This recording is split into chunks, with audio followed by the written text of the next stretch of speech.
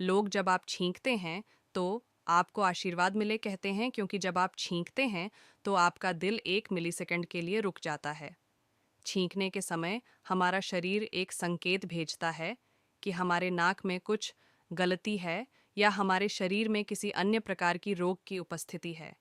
इसी कारण लोग छींकते हुए आपको आशीर्वाद मिले कहते हैं, जिससे वे आपको सुरक्षित और स्वस्थ रहने की कामना करते हैं।